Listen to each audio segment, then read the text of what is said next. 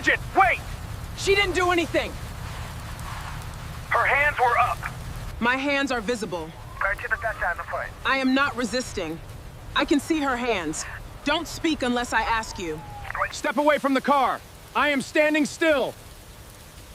Sergeant, she's complying. Write what I tell you. My identification is in that envelope. Sergeant, that looks official. I decide what matters here. Why won't he read it? Write that she refused commands. But she asked permission first. Write the distance between my hands and the door. Keep writing. I recorded everything. Send it before they take it. This isn't right. Phone's down, now. Preserve the record. She's nobody. Sergeant, look at the back seat. You should read the name before you write the story. Who is she? The moment the shot cracked through the rainy roadside, every witness froze. A black woman in a plain gray coat stood beside an old sedan, her hands visible, her voice steady, while a patrol sergeant shouted orders he would later wish he could take back. Why did he ignore the military envelope on her seat? Why did the rookie beside him suddenly stop writing her report? And why did one quiet phone call from a hospital corridor make the whole department lock its doors? In the back seat, a folded flag case waited under a dry cleaning cover. He thought he had stopped someone powerless. He had no idea whose name he had just dragged into the mud. Rainwater ran from Sergeant Mercer's hat and tapped the pavement beside Naomi Brooks's shoes. "Everybody stay back," he shouted toward the diner lot. "Phones down. Now." No one moved. The neon sign of Lila's Grill buzzed, throwing pink light across puddles. A tow truck idled near the shoulder, its amber beacon turning as if the road had slowed. Naomi stood beside the open driver's door of her old sedan. Her gray coat clung dark at the sleeves, both hands visible toward the rain. "I need medical assistance," Officer Lena Ortiz said into her radio. Mercer turned. "Secure the scene." "She needs help." "I heard you." Ortiz lowered the radio. Officer Ryan Gage kept his notepad open. His pen stopped on one unfinished line. Subject failed to comply. Naomi's eyes moved to it. "I complied," she said. "Ma'am, do not speak unless spoken to." She looked past him, through the rain-streaked windshield, to the passenger seat. A clear plastic sleeve lay there, not yet sealed. Inside it, a cream-colored military envelope had slipped from beneath a folded map. Rain gathered in beads across the plastic. Ortiz saw it too. "Sergeant, there's paperwork on the seat." "There's always paperwork." "That seal looks federal." "Your job is crowd control." From the diner steps, Lila Grant held her phone against her apron. Beside her, Julian Price whispered. Her taillight worked. Julian nodded at her phone. "It's recording," Mercer heard. "That device better not interfere." "I'm on my property," Lila said. Naomi shifted her weight, and the water dripping from her coat broke and started again. Ortiz moved nearer. "Can you tell me your name?" Ortiz asked. "Naomi Brooks." Mercer gave a short laugh. "Now she wants to cooperate. I gave my name at the window. That's not how I remember it." Ortiz glanced toward the patrol car. The dash camera's red indicator glowed behind the glass. It had heard Naomi ask for permission. Gage tore the page from his notebook. "What are you doing?" Ortiz asked. "Starting clean," he muttered. Mercer leaned into the sedan and lifted the plastic sleeve. A dark blue command coin slid against the corner of the bag and clicked softly. "What is this?" he asked. "My identification." "Funny place to keep it." It was dry there. Mercer pulled the envelope halfway out, saw embossed lettering, then pushed it back before the others could read. "We'll verify at the station." Ortiz turned sharply. "She gave you documents." "She gave me attitude wrapped in documents." The rain filled the space after that. Naomi looked from Mercer to Ortiz. The younger officer glanced away. "Officer Ortiz," Naomi said. Ortiz lifted her chin. "If you write this down, write down the weather. Write down the distance between my hands and that door handle. Write down who touched the envelope first." Mercer's face tightened. "You don't instruct my officers." "No," Naomi said. "I remember what people forget." A siren approached from the north, swelling across County Road 16. Red light spilled over the diner windows. Behind the windshield, the plastic sleeve slid as rainwater pooled on the seat. The envelope turned, just enough for Ortiz to see 2 words above the seal before Mercer slammed the door. "Major General." At 6:12 a.m., rain had not reached Graybridge yet. It waited beyond the pines while Naomi Brooks stood in her mother's kitchen, turning a brass key. The house smelled of lemon cleaner and closed rooms. A clock above the stove ticked too loudly for a place where no one was making breakfast anymore. On the table lay a dry cleaning bag, a sealed military envelope, and a folded letter with a crease worn soft down the middle. Naomi pressed her thumb along that crease. "You will know when to speak," Elijah had written, not because they finally listen, but because staying quiet would cost someone else. Her phone vibrated. "Mom?" Celia's voice came through bright and tired. "You still leaving early?" "I'm walking out now." "You packed the blue uniform?" "It packed itself after watching me stare at it." "Grandma would say you were arguing with cloth." "She won most arguments with cloth." "Please let someone from the base drive you." Naomi looked at the old sedan. Its paint had gone dull, and one wiper sat higher than the other. "I know the road." "That wasn't my question." "I know." She slid Elijah's letter into the inside pocket of her gray coat, close to her ribs. "Not after those calls," Celia said. "They were noise." "They knew your route." They guessed. The refrigerator motor kicked on, making the floor tremble. "I'll be at the hospital by 4, and at the meeting before noon. I promised you both." "You promised Grandma, too." Naomi looked toward Ada Brooks's cane, still leaning in the umbrella stand. "I remember." Outside, the morning air felt cool and metallic. She carried the uniform over one arm, the plastic whispering with each step. Across the street, Mr. Van paused with a newspaper. "Heading to another church thing, Naomi?" "Something like that." He eyed the sedan. "That car still making the drive?" "She complains, but she goes." "Need me to check the tail lights?" Naomi pressed the fob. Both red lights flashed against the garage door. "They're working." At the gas station outside town, a young clerk with a tag reading Mason watched her lay cash beside the pump number.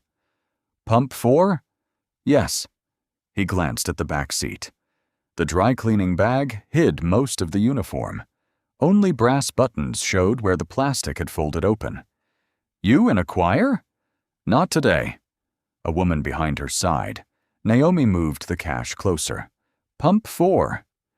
Mason pushed over a damp receipt. She folded it once and put it in the visor.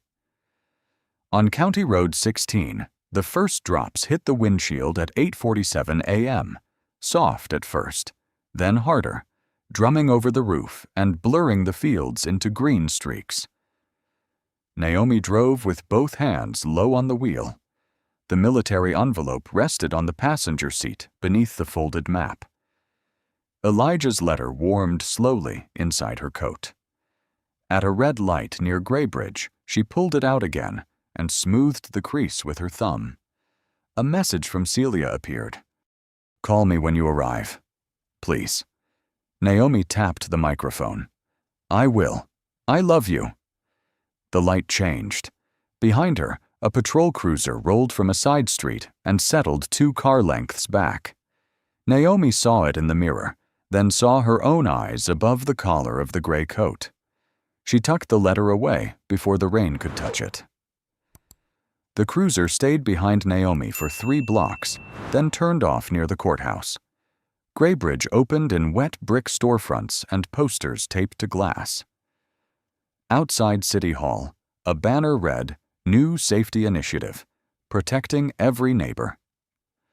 A woman in a navy skirt fought the wind as papers slid from a box. Naomi stopped. "Need a hand?" "If you've got one," the woman said, silver glasses low on her nose. Naomi caught the papers before they reached the gutter. Each flyer showed Sergeant Colin Mercer beside Mayor Thomas Bell beneath the words, "Order with respect." "Press briefing?" Naomi asked. "At 11. Mara Voss, City Clerk." She tucked the stack under her coat. "Thank you." Mara glanced at Naomi's gray coat, then at the old sedan. "Visitor parking is around back." "I'm only stopping for coffee." "Lila's Grill, hot pot before noon." Inside, warmth carried bacon grease, coffee, and wet wool. Lila Grant stood behind the counter, gray curls pinned with a pencil. "Sit anywhere, honey." Naomi chose a booth where she could see the sedan. Lila brought coffee. "Passing through?" "Yes." Julian Price, a tow truck driver with amber keys hooked on one finger, looked over. "Nobody just passes through Graybridge. Roads make you explain yourself." "That sounds inconvenient." 2 older men in the corner did not laugh. One tapped a newspaper showing Mayor Bell beside Police Chief Hannah Doyle, a tall woman with cropped white hair. "That Mercer boy's cleaning this place up," the man said. Lila set down a plate hard. "He writes tickets like he's collecting stamps. He's firm. He's hungry." The spoon in Naomi's mug clicked against the porcelain. The man looked at her. "You got an opinion?" Naomi lifted the cup. "I have coffee." Julian smiled into his plate. Lila leaned close. "You headed to Fort Bellamy?" Naomi's fingers paused. "Why?" "Half the strangers here are. The other half miss the highway." Lila studied the wet cuff of Naomi's coat. "You don't look lost." The door opened. Conversation dropped flat. Sergeant Mercer entered with rain shining on his shoulders, broad, 41, jaw set as if a camera had found him. Officer Ryan Gage followed. "Morning, folks," Mercer said. "Big day, Sergeant," called the man with the paper. "Every day's big when people follow rules." Mara hurried in behind him. "Sergeant, the mayor moved the briefing to 11. Chief Doyle wants arrest numbers called contacts." Mercer's smile thinned.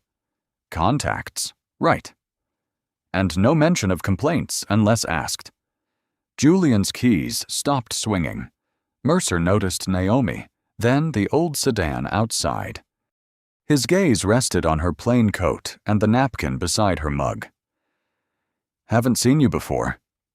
"No." "You got business in town?" "I have an appointment." "With who?" "That depends on whether the rain lets me stay on schedule." Gage gave a nervous half smile. Mercer did not. "Extra patrols today," Mercer said, "for everyone's safety." Naomi placed 2 bills beneath her saucer. "Then I hope everyone gets treated like they belong to that word." The fryer hissed from the kitchen. Mercer leaned nearer. "Enjoy your coffee." Naomi stood and thanked Lila by name. When she stepped into the street, Mara watched, and Mercer watched the sedan. By 9:38 a.m., rain had turned County Road 16 silver.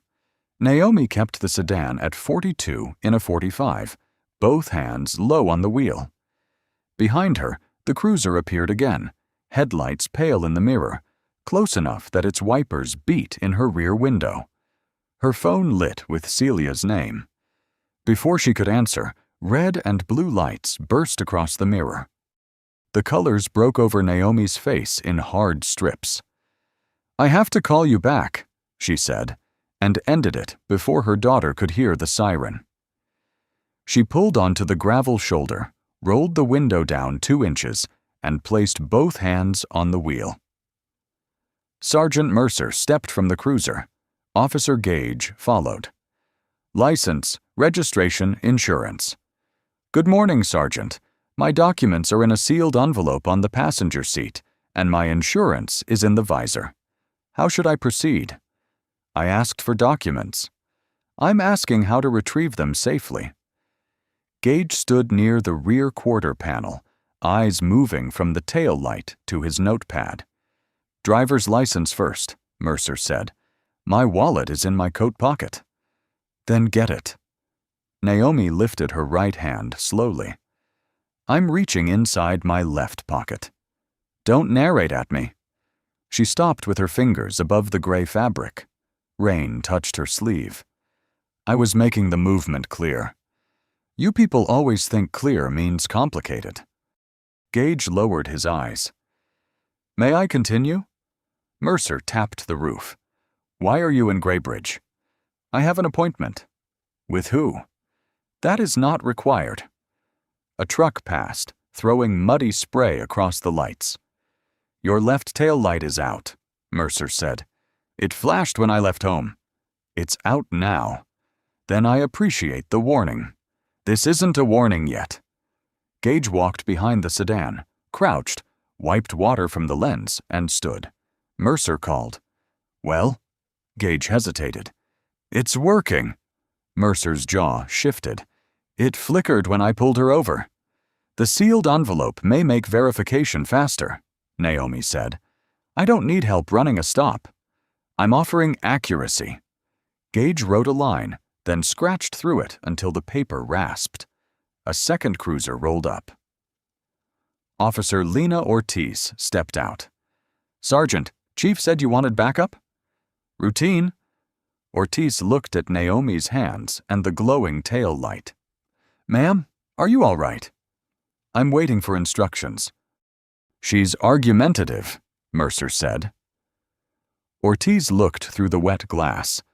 On the passenger seat, she saw the cream envelope and the corner of a blue coin under plastic. Is that what she tried to give you?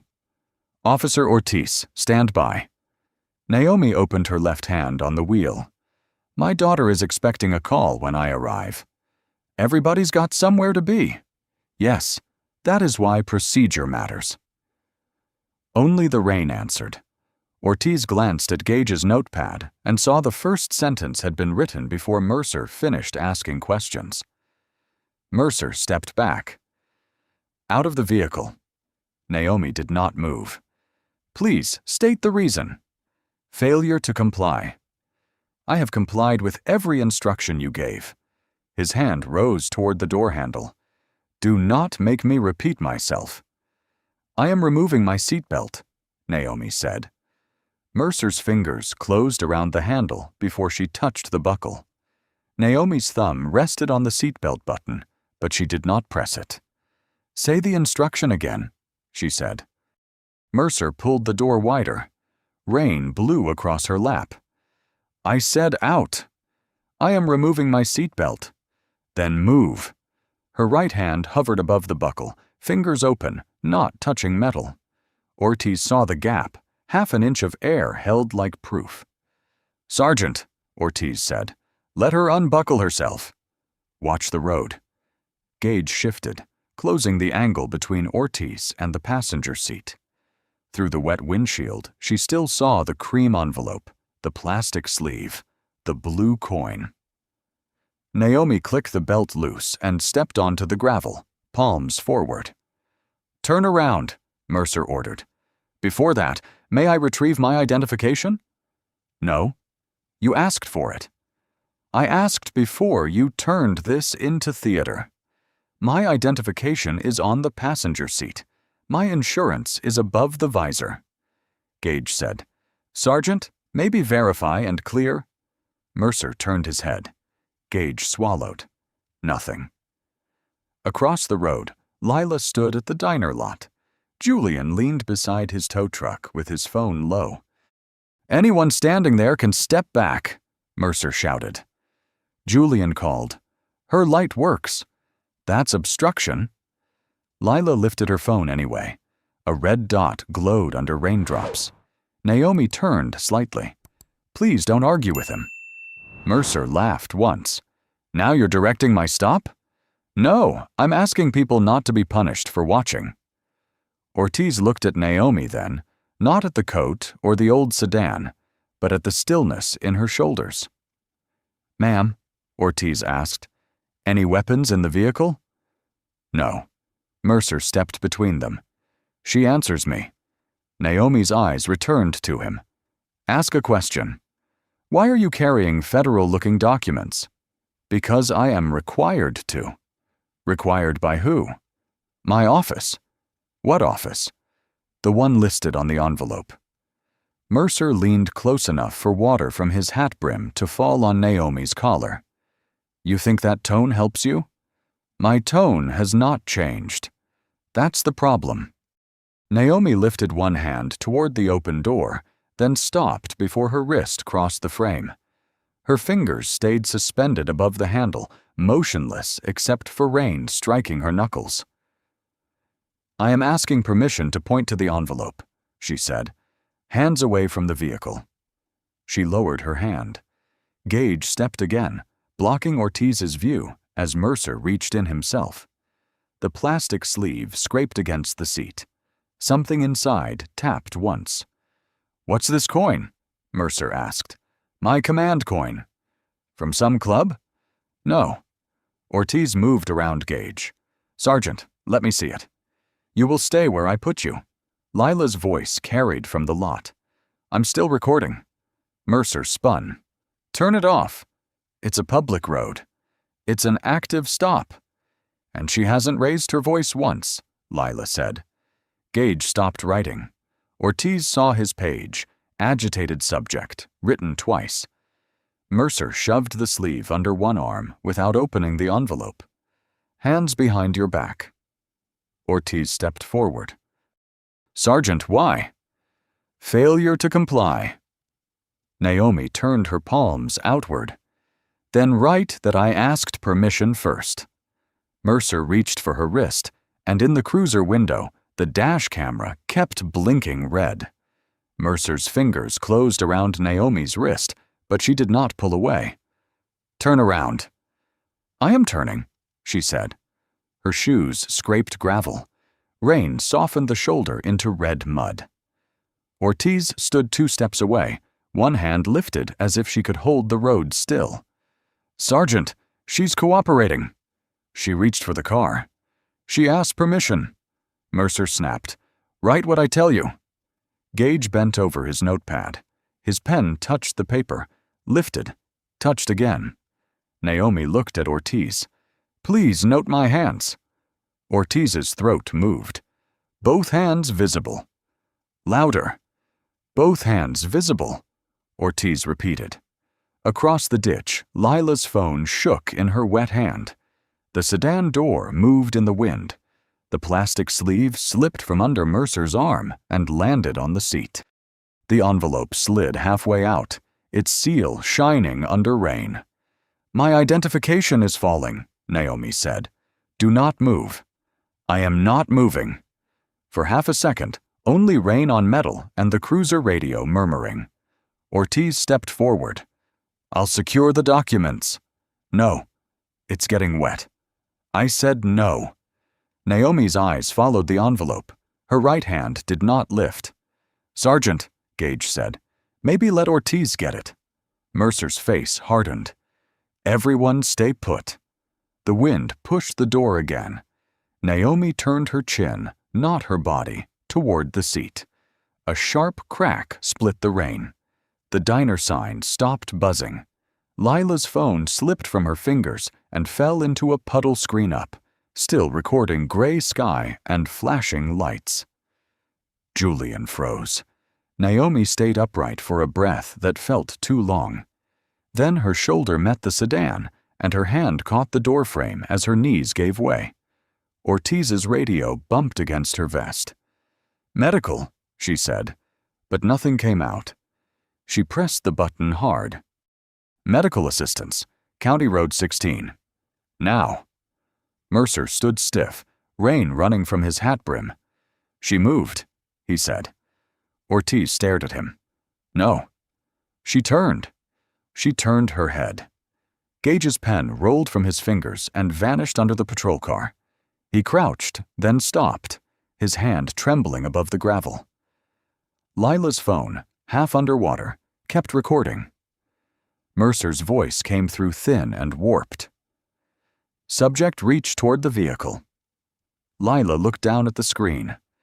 That isn't what happened. Julian grabbed a clean towel from his truck. Stay back, Mercer barked. She needs help. I drove ambulance rotation before towing. Naomi opened her eyes. Rain dotted her lashes. Ortiz. I'm here. The envelope. We'll get it. No. Naomi's fingers closed around the rookie's sleeve. Preserve it. Ortiz looked at the open door. The plastic sleeve lay across the seat, rainwater spreading beneath it. 2 words above the seal were visible now. Secure the scene, Mercer said. Ortiz rose slowly, face pale under the patrol lights. I am securing it, she said, and for the first time she did not reach for her notepad. A siren began off. Mercer looked at Gage. Right that she lunged. Gage stared at the wet road. Ryan. The younger officer picked up his pen, but he did not write. Across the ditch, Lila lifted her dripping phone with both hands. The screen flickered, the recording still running, while ambulance lights appeared beyond the pines. The ambulance stopped with its rear doors facing the rain. 2 paramedics jumped down, boots splashing through mud. Mercer stepped in front of them. She is in custody, he said. The older paramedic looked past him. Then she is a patient in custody. Naomi sat against the sedan's tire. Ortiz had placed her rain jacket over Naomi's shoulders. It smelled of coffee and wet nylon. Her hands rested open on her knees. I can stand, Naomi said. Don't, Ortiz told her. Mercer turned. Officer Ortiz, step away from the subject. She asked me to preserve evidence. She doesn't give orders here. Naomi looked at him. Neither does Fear. For a moment, even the radio seemed to go quiet. Mercer grabbed the clear sleeve from the passenger seat and set it on the hood. The cream envelope had gathered rain along one corner. The blue command coin pressed against the plastic. Inventory this, he told Gage. Gage's fingers could not open the evidence bag. The strip stuck to his wet thumb. Ortiz said, Sergeant, you need to read that. I need to control my scene. The seal is visible. The scene is visible too. People saw her move. Lila stood beyond the ditch with her phone against her chest. Julian held a clean towel in both hands. Neither came closer. The paramedic wrapped a cuff around Naomi's arm. Name? Naomi Brooks. Date of birth? She answered. Mercer leaned toward Gage. Right. Subject turned toward vehicle after multiple commands. Ortiz took 1 step. That isn't complete. Write it. Gage stared at the page. Subject turned head toward vehicle. Mercer's voice dropped. Ryan. That's what I saw. Rain struck the patrol car roof like thrown rice. Naomi closed her eyes. Inside her coat pocket, Elijah's letter had begun to soften. She felt the paper lose its shape against her blouse, the crease widening, the ink surrendering to water. Ma'am, the paramedic said, we're moving you. Mercer reached for his cuffs. Ortiz saw it. No, she's going in the ambulance. She is being detained pending investigation. She needs care. And she can receive care restrained. The metal closed around Naomi's left wrist, colder than the rain. The second cuff circled the ambulance rail after the paramedic blocked Mercer with his shoulder. Single point only, he said, or I call the hospital director. Mercer stepped back. Naomi opened her eyes. Officer Ortiz. Yes, ma'am. Do not let that envelope leave your sight. Ortiz looked at the hood.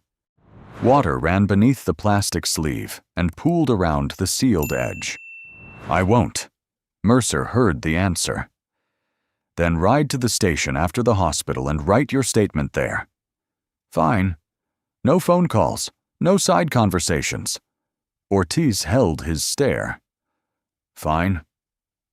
As the paramedics lifted Naomi into the ambulance, Celia's name lit up on the phone sealed in the tray. It buzzed twice, then went dark. Naomi heard it through the rain and did not ask for it. Mercer picked up the military envelope, turned it face down, and slid it under his clipboard. "Bag everything," he told Gage. "We'll sort out her story downtown." Ortiz watched the clipboard close over the seal. Behind her, Lila's phone chimed, saving the video before the screen went black. The holding room chair had one uneven leg. Every time Naomi shifted, it scraped the floor with a small plastic cry. Graybridge Police Station smelled of rainwater, burned coffee, and old paper. Her coat, phone, and Elijah's letter were sealed behind the desk in clear bags. Naomi sat in a thin hospital blanket, wrists free, but still cold where the metal had been. Desk Sergeant Paul Reedy, 58, heavy-eyed and chewing a mint, stood outside with a clipboard. "I'm requesting one phone call," Naomi said. "Processing first." "I was processed at the hospital." "Not here." "My daughter is waiting." "Everybody's got family waiting." The blanket scratched her knuckles. "Then you understand the urgency." "Ma'am, I understand paperwork." Mercer came in with Gage behind him. Rain ran from their jackets onto tile. Ortiz followed last, carrying an inventory sheet. "Where is the envelope?" Naomi asked. Mercer set a property tray on the counter. "Secure." "That was not my question. It's evidence now. It is identification. It became evidence when you made this difficult." Ortiz's eyes lifted. "Sergeant, the hospital cleared her with follow-up instructions. She can read them later."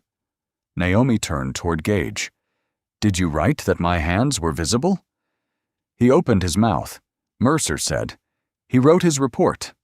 "That is not the same answer." Reedy slid the tray toward a metal cabinet. Naomi saw seconds of her belongings: phone, keys, folded letter, command coin, cream envelope. Elijah's letter had darkened at one edge. "Please separate the letter," she said. "From what?" "From wet items." Mercer sighed. "We are not running a laundry." "That letter is not replaceable." Gage looked at the bag instead of the floor. Ortiz moved closer. "I can log it separately." "No," Mercer said. "I'm the officer who was told to preserve it. You were told to secure a scene, not build a case against your own department." The station went quiet. A dispatcher stopped typing. Ortiz looked at the inventory sheet. Her thumb covered 3 lines, but Naomi could read them.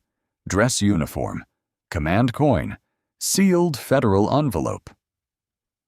"What kind of federal envelope?" Reedy asked. Mercer took the clipboard. "Unverified." Ortiz said, "Then verify it." "When I say." Naomi inhaled. The blanket smelled of disinfectant. "My phone call." "After interview," Mercer said. "I will not answer questions without counsel or command notification." "Command?" He smiled without warmth. "I said office. You chose not to read." A door opened down the hall, bringing cold air and wet asphalt smell. Celia's name flashed on Naomi's phone inside the clear bag. Once, twice, a third time. Naomi stood. Reedy's hand went to his belt. "Sit down." "That is my daughter." Mercer blocked the glass. "Sit." Naomi did. The chair legs scraped again. Ortiz closed her eyes. The call ended. The screen went dark. Naomi lowered her hands to her knees. "If she comes here, do not frighten her." Mercer picked up the tray. "Room 2. No visitors until the report is filed." Ortiz stayed still as he left. On her inventory sheet, where Mercer had ordered her to write detainee refused clear commands, she drew one thin line through the sentence and began again. Celia Brooks called her mother for the 10th time from the hospital corridor. The screen glowed against her palm, then dimmed. Rain tapped the high windows beyond the nurse's station. She had changed out of scrubs too fast. One sleeve of her sweater still clung damp to her wrist. "Dr. Brooks?" a nurse asked. "Your consult is waiting." "Tell them 5 minutes." "You already said 5. Celia stared at Naomi's last message. "I will. I love you." "That was at 9, she whispered. She called Fort Bellamy. After 2 transfers, a calm woman answered. "Captain Alina Reeves, operations." "This is Dr. Celia Brooks. I'm trying to reach Major General Naomi Brooks." The line changed, not louder, sharper. "Is she with you?" "No. She was supposed to stop by the hospital before a meeting. I can't reach her." "What time did she leave?" "Early. From my grandmother's house. She was driving herself." "Route?" "County Road 16, unless the rain got bad." Reeves went quiet long enough for Celia to hear a printer near the nurse's station. "Dr. Brooks," Reeves said, "your mother missed a closed command briefing." "My mother doesn't miss briefings." "No, ma'am." Celia pressed fingers to cold wall. "Find her." "I'm starting now." 20 miles away, Lila Grant stood in the diner's back office, holding her phone over dry rice like it was injured. The screen flickered but stayed black. Julian Price leaned in the doorway, cap in both hands. "Mine saved the rear angle." "Send it." "To who?" Lila looked toward the windows. 2 tables had gone quiet when Mercer's cruiser passed. "Not the department. Not yet." "If they say we interfered." "They can say whatever they want. That woman asked people not to get punished for watching." "And we watched." The words sat between them beside the friar's hiss. Lila reached for the wall phone. "Call Mara at City Hall. She knows which door opens." At Fort Bellamy, Captain Reeves moved fast enough that soldiers stepped aside. She was 33, sharp-eyed, with a silver pen clipped to her blouse. At operations, she opened Naomi's schedule. "No escort assigned?" a lieutenant asked. She declined one. "Alert local police?" "Not before we know which local police." Her phone rang. Graybridge City Hall. Mara Voss spoke in a rush. "Captain, are you missing someone from Fort Bellamy?" "Who told you to ask that?" "A diner owner. There was a stop on County Road 16. Black woman. Gray coat. Old sedan." "Where is she now?" "That's what we don't know." Celia's call beeped in again. Reeves split the line. "Dr. Brooks, I may have a location." "May have." "Graybridge Police Station or hospital transfer." "She was hurt?" "I'm confirming." A monitor alarm sounded behind Celia, then stopped. "My fingers won't unlock my phone," Celia said. "Use both hands. Call Graybridge Hospital intake. Ask for Brooks, female, roadside incident." "I am driving if she is there." "I know. Let me get you a door that opens." In Lila's office, Julian's video finished uploading to Mara. Lila's dead phone chimed once inside the rice. The saved file appeared, titled by time and date. 9:41 a.m. County Road 16. Lila touched play and heard rain, then Mercer's voice saying the sentence she knew was false. Chief Hannah Doyle was in her office when the private line rang. Rain blurred City Hall into gray blocks and brake lights. Mayor Bell's folder lay open, Community Confidence circled in blue ink. "This is Doyle." "Chief, Captain Alina Reeves, Fort Bellamy Operations. I need confirmation on a woman taken from County Road 16 this morning. Naomi Brooks. Doyle's pen stopped. We had a roadside incident. Is she in your custody? Who is asking? The command office of Major General Naomi E. Brooks. The vent above the bookcase clicked. Water dropped from Doyle's sleeve onto the floor. Say that again. Major General Naomi E. Brooks. She missed an 11 o'clock briefing. Her daughter cannot reach her. A witness says she was transported after a traffic stop. Doyle stood. I'm pulling the file. Preserve every recording. Dash. Body. Dispatch. Intake. Holding room. Through the glass, Doyle saw Mercer near Reedy's desk. Gage stared at the tile. Ortiz sat apart, writing with her left hand covering the page. You have 5 minutes, Reeves said, and the line went dead. Doyle opened the log. Unidentified female. Failure to comply. No verified ID. No phone call. No rank. City Attorney Samuel Pike appeared. 47. Tie loose. Rain on his glasses. The mayor can wait, Doyle said. Read the name. Naomi Brooks. Rank?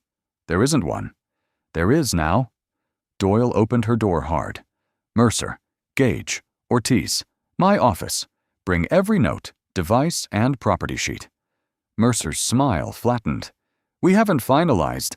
That was not a question. Ortiz folded her notebook. Before standing, she slid her phone under the desk edge and photographed the first page. 9:39. Hands visible. 9:40. Asked permission. 9:41. Turned head only. Gage saw. Lena, he whispered. She kept her eyes down. Decide when you want your first true sentence to exist. In Doyle's office, no one sat. The air smelled of wet wool, burned coffee, and printer heat. Who verified her identity? Doyle asked. Mercer shrugged. We were in process. You had a sealed federal envelope. It was unclear. You had a command coin. People buy those. You had a woman asking to preserve documents. She was obstructive. Doyle turned to Ortiz. What did you see? Mercer stepped in. Chief, she is junior. I asked her. Ortiz's thumb pressed the notebook spine until the skin paled. I saw Ms. Brooks comply. I saw the tail light functioning. I saw Sergeant Mercer remove the envelope and place it under his clipboard. Mercer's head snapped toward her. Careful. I am. Samuel set a recorder on the desk and pressed the red button. This meeting is preserved. The printer woke. A blue light pushed one sheet outward, line by line. Naomi E. Brooks, Major General. Gage stared at the words. Doyle lifted the page. Where is she? Reedy appeared in the doorway. Room 2. Alone? Yes. With her phone? No. With counsel? No. Doyle's voice lowered. Open the door. Mercer moved half a step. Chief, if we treat her differently because of rank, we are already too late to treat her the way she should have been treated without one. Ortiz looked down. Her photo had uploaded. Down the hallway, Room 2's lock clicked open. The door to Room 2 opened with a metal click. Naomi sat beneath the fluorescent strip, hospital blanket folded across her lap, hands resting as if the room belonged to someone else. The table smelled of bleach and cardboard. On the wall, a clock ticked 1 minute behind the hall clock. Chief Doyle stepped in first. Samuel Pike stayed by the door with a yellow pad. Ortiz stood behind them, notebook against her chest. Ms. Brooks, Doyle said, then corrected herself. General Brooks. Naomi lifted her eyes. Chief Doyle. Reedy stopped chewing his mint. Gage looked at the floor. Mercer remained in the hall. Your identity has been verified, Doyle said. You are not under arrest. Was I under arrest before? No one answered. Naomi nodded once. I need my phone. I need to call my daughter. I need my husband's letter returned dry. And I need every recording from the roadside, transport, property desk, and this room preserved." Samuel's pen began moving. Mercer stepped inside. "Chief, she is dictating terms after an active investigation." Naomi turned her head. "I am naming evidence. You reached toward the vehicle. I turned toward a document you refused to read. That is your version. It is one version among several cameras." Doyle said, "Sergeant Mercer, wait outside." He backed into the hall. Reedy brought the property tray. The bags had fogged inside. Naomi's phone lay dark against her keys. Beside it, Elijah's letter had curled, ink bleeding blue into the fold. Naomi reached for it, then stopped. "May I?"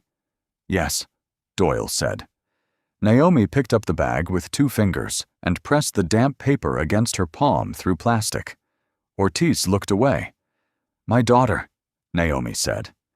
Reedy unlocked the phone and handed it over. Celia answered before the first ring ended. "Mom? I'm here." "Where?" "Graybridge Station. I am safe enough to speak." "Safe enough?" "Drive carefully, not fast. Bring water. My throat is dry." Celia went silent, then whispered, "Okay." A woman entered without knocking. She was 45, compact, with a charcoal suit and silver hair cut close to her jaw. Her badge was clipped to a leather folder. "Renee Calder, Internal Affairs." Doyle looked older. "That was fast." Fort Bellamy asked the state liaison to observe. "I was already in Montgomery." Calder's eyes moved to the bagged letter. "General, do you consent to a recorded preliminary statement after medical counsel is available?" "Not yet." "Understood." Mercer's voice came from the hall. "So now everyone salutes." Calder turned. "Sergeant, another word, and your interview begins before counsel arrives." Naomi slid Elijah's letter closer. "I am not asking for special treatment." "No," Ortiz said softly. Everyone looked at her. Ortiz swallowed.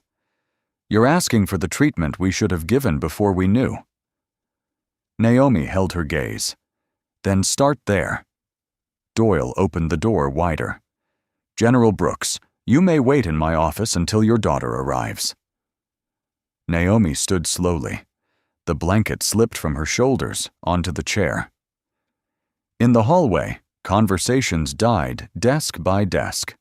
She carried the wet letter in both hands, and the station lights reflected on the plastic like rain that had followed her inside.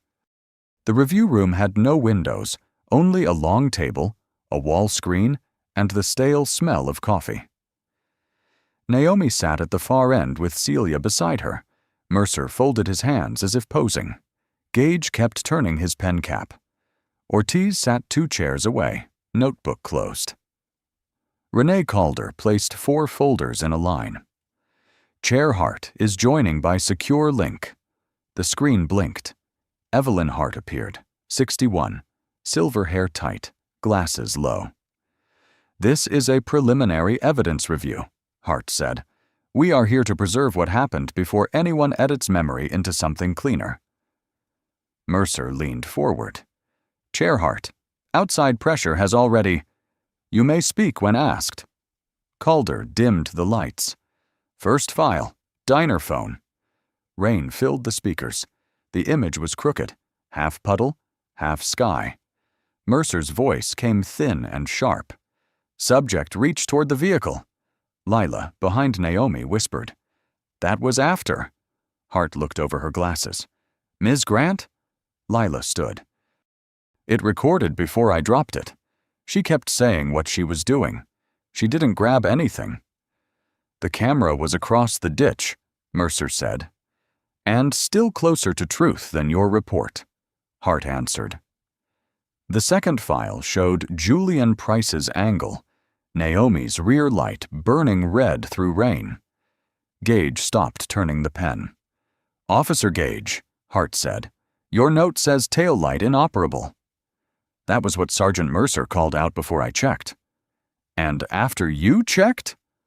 "It worked." Did your report say that? He looked at Mercer. No, ma'am. The third file was Ortiz's body camera. Naomi's voice came calm and close. I am asking permission to point to the envelope. Then Mercer.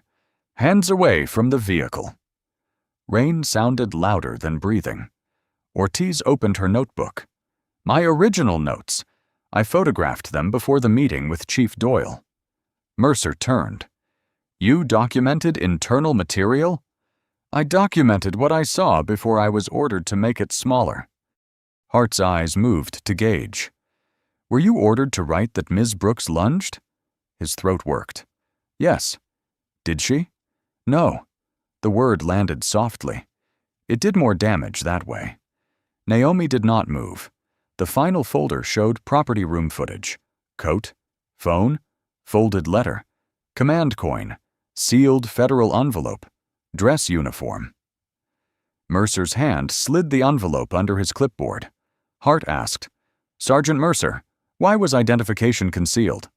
It was controlled. Controlled from whom? My scene was chaotic. No, the room was quiet. Mercer's fingers curled. People are judging seconds from chairs. Naomi spoke for the first time. Seconds are where procedure lives. No one answered. Hart removed her glasses. Immediate administrative action. Recordings go to state oversight. Independent statements today. Mercer stood. You have already decided. Hart's face did not change. Sergeant, evidence arrived before you did. Doyle said, Colin, sit down. He sat. The lights came back on. Naomi touched Elijah's damp letter, pressed flat between two clean sheets. Celia whispered, Mom, are you okay? Naomi folded her hand over the paper. Not yet. Outside, city employees had gathered by the glass. No one spoke when the door opened, but every face had heard enough. The city hearing began at 6 o'clock, but people were standing in the hall by 5:30. Lila came with her apron over one arm. Julian kept his toe keys in his pocket. Ortiz sat near the back in plain clothes, badge left at home. Gage took an aisle seat, hands on his knees. Mercer arrived with a lawyer and his father. Colonel David Mercer saw Naomi's empty chair and said, She didn't come. She will, Ortiz answered. You should learn what loyalty costs. I'm starting to. Mayor Bell tapped the microphone. It squealed, making half the room flinch. This session concerns County Road 16 and emergency oversight measures. A side door opened.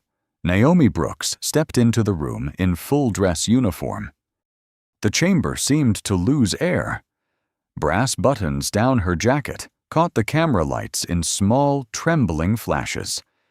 Ribbons rested over her heart. Celia walked beside her, carrying Elijah's letter sealed flat in an archival sleeve. Lila put one hand over her mouth. Mercer's father stopped leaning back. Chairhart appeared on the monitor. General Brooks, thank you for appearing. Naomi adjusted the microphone by less than an inch. I am here because a traffic stop should not become a test of whether a person owns enough proof to be believed. Naomi continued before Mercer's lawyer finished rising. On that road, I stated my movements. I kept my hands visible. I asked permission to retrieve identification. My rank was not a shield. It was only a document someone decided not to read. She looked towards Lila, Julian, Ortiz, and Gage. If I had been a cashier driving home from night shift, who would have called Fort Bellamy? If I had been a grandmother with no command office, who would have asked for the recordings? If I had been too tired to stay calm, would this room be full tonight? Gage lowered his head. I do not want applause. I want every person stopped on a wet road to have the same rights before anyone asks who they are. A camera clicked. The light trembled in one brass button. Chief Doyle stood. Sergeant Colin Mercer is suspended pending termination review and referral to the State Board. Officer Ryan Gage remains on restricted duty. Officer Lena Ortiz has requested to give a sworn statement. Mercer shoved back his chair. You're burning a career over politics. Doyle faced him. No, over conduct. His father stood. For the first time, his shoulders looked smaller than his jacket. Dad, Mercer said. Colonel Mercer looked at Naomi's uniform, then at his son. No salute came, no defense. He turned, and his shoes tapped down the aisle until the door closed behind him. Mayor Bell cleared his throat. General Brooks, would you consider advising the Reform Committee? I will advise citizens, Naomi said, not optics. Ortiz rose. General? Naomi turned. I should have said it louder on the road. Naomi's face softened. Then say it clearly now. Ortiz faced the microphone. Her fingers shook once before she laid her notebook on the table. The report was wrong, she said, and I knew it before anyone told me her rank. The chamber did not erupt. It exhaled. Under the table, Celia slipped Elijah's letter into her mother's hand, and Naomi held it while the first vote on the new rules began. By morning, the rain had stopped, but water still sat in the cracks outside Graybridge Police Station. A folding table blocked the front doors. On it lay policy drafts, pens tied with string, and a box labeled Public Comments. The brass handle behind it was scratched from years of hands pushing past. Denise Rowe arrived first, 42, a community advocate with cropped twists and a red notebook under one arm. Reverend Malcolm Hayes came behind her, 59, tall and narrow, his collar buttoned crooked. Chief Doyle looked at the crowd. We are not holding a rally. Denise opened her notebook. Good. Rallies end when people get tired. Procedures stay. Mayor Bell smiled too hard. We want unity. Lila said, Unity can wait. Read the rules. Naomi stood near the sidewalk in civilian clothes, her gray coat dry for the first time in days. Celia held tea for her. Naomi did not take it. Her eyes stayed on the wall beside the old station door, where a worker lifted a new metal sign. Traffic stop recordings and civilian evidence policy. The drill whined. Everyone stopped talking. Ortiz, now on administrative duty, handed him 2 screws. Higher on the left. Metal scraped brick. Doyle read from the first page. Roadside recordings will be preserved after any injury, detention dispute, or citizen request. Julian raised his hand. Witness video? Denise answered before Doyle could. Directly to the civilian board. No officer may order deletion or threaten seizure without a warrant. Gage stood by the curb, eyes red from no sleep. That should have been written. Lila looked at him. A lot of things should have. He nodded. Reverend Hayes stepped forward. De-escalation? Quarterly training, Doyle said. Outside instructors. Local footage. Identities protected. Naomi finally took the tea. The cup warmed her fingers. Include the moment before a command becomes a threat. Mayor Bell blinked. Could you clarify? No. She sipped once. Ask the people who heard it. Denise wrote that down. Inside, paint failed to cover the smell of old files. A sign hung beneath the window. You may request a supervisor. You may ask if you are free to leave. You may record from a lawful distance. An elderly woman leaned close. If someone can't read fast? Ortiz stepped beside her. Then we say it out loud. Every time? Every time. Celia whispered, Mom, you don't have to stay. I do not have to, Naomi said. That is why I can. Reporters asked Mercer's lawyer for comment, but Mercer did not appear. Mayor Bell approached Naomi. This town is trying. Naomi looked at the new sign.